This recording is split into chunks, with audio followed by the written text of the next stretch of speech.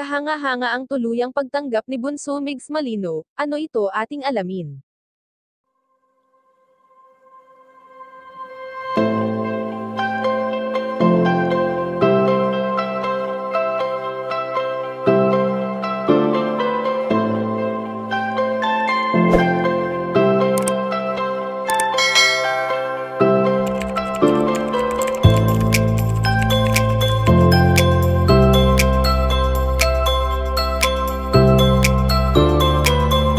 Patuloy pa ring nakaka-inspired ang mga ginagawang pagtulong ni Bunso Migs Malino simula noon magpasa hanggang ngayon.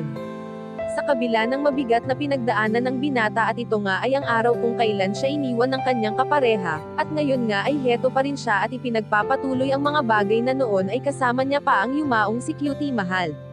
Walang araw na hindi natin nakita ang pagiging malungkot noon ni Bunso Migs Malino sa piling ng kanyang prinsesa, dahil hindi naman lingid sa ating kaalaman na puro good vibes lamang ang nais nilang ihatid sa mga tagapanood.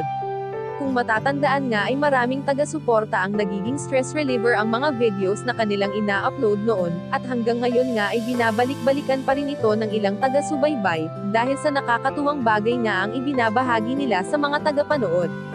Sa ngayon nga ay kahit mag-isa na lamang na lumalaban sa buhay si Bunso Migs Malino, ay ni minsan naman ay hindi niya naisip na palitan na lamang basta-basta ang kanyang dating katambal. Dahil ayon sa aming impormasyon na nakalap na kahit tanggap na ng binata, na iniwan na siya ni Cutie Mahal, ay hindi pa rin naman nawawala ang sakit na kanyang nararamdaman. Natatanggap lamang niya eventually, ngunit ang sakit sa dibdib niya ay hindi pa rin nawawala. Kayo mga kachika, anong masasabi niyo dito? Please leave the comment and don't forget to subscribe.